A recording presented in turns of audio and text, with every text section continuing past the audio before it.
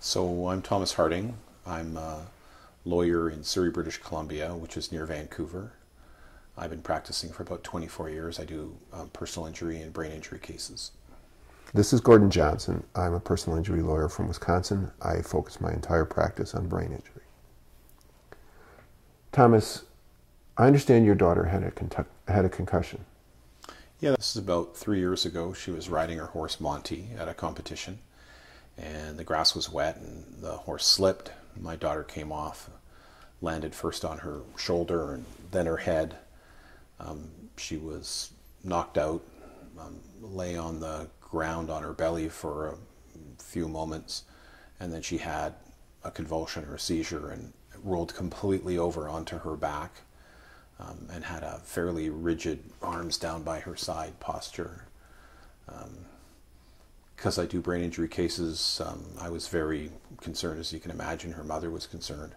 We were running out to her, sort of watching this convulsion happen and her flip over.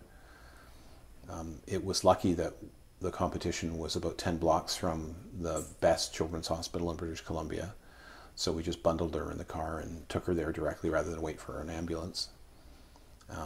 The whole route she kept asking where we were and why we were going to the hospital, because we'd answer we're going to the hospital. She couldn't remember what day it was, or why she was there. Got to the hospital, and before I'd even finished checking her in, the pediatric neurologist already had her in an examination room and was doing a full exam. So that was great. Then I went in and started talking to the doctor about what had happened. Now, you're a lawyer who does a lot of brain injury work. How is it that you are able to assure the best care for your daughter because of your background and experience in this?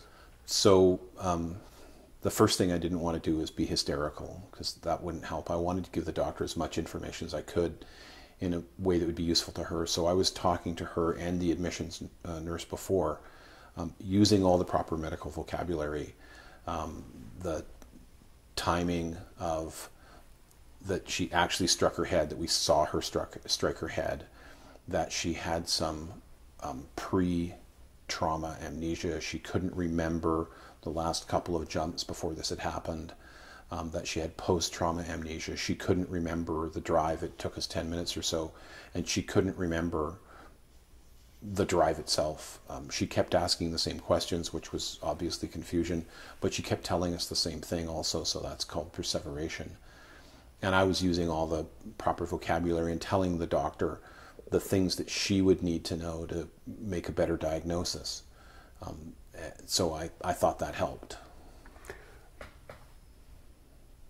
Your daughter, how has her recovery been? Oh, she's great. Partly because of what I do, I had access personally to kind of all the top brain injury doctors in the province. And so I was on the phone before we even left the hospital asking them, what's the next thing to do? Not letting her watch TV or use a computer or a smartphone, keeping her in the dark, like lights out, rest as much as possible, nourishment, checking on her by asking her questions and stuff. Of course. How old is she when she gets hurt? She's about 16, 15 and a half, 16. And she's 18 now? Almost 18, yeah, just coming on. In terms of a concussion, what you're describing is a relatively serious concussion? Well, it would be because of the length of her unconsciousness. A lot of concussions, there's no obvious unconsciousness. The hockey player, the football player gets his bell rung.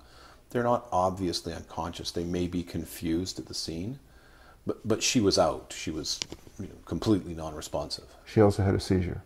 Yes, she had that one seizure from going on her belly to flipping over on her back, which is unusual and tends to mean a worse outcome. She had what we would call retrograde amnesia of events before she got hurt. Exactly. And she continued to have some amnesia afterwards. Which we call enterograde amnesia. Or post-traumatic amnesia. Exactly. PTA sometimes is the...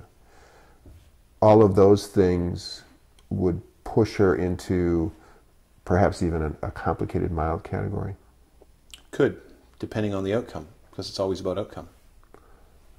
Where was it that you started to feel like her outcome was positive? So we monitor her pretty carefully. She wasn't allowed to do anything physical except go to the bathroom for a week. She all had to be kept in a dark room, reclining, nothing that would raise her heart rate and put more pressure, blood pressure on her brain. I forget now, there was some vitamins that were a good idea. She wasn't severe enough that it made sense to give her female hormones like birth control pills, which is sometimes good for bad brain injuries. And we were essentially testing her every few days, and then as time went on,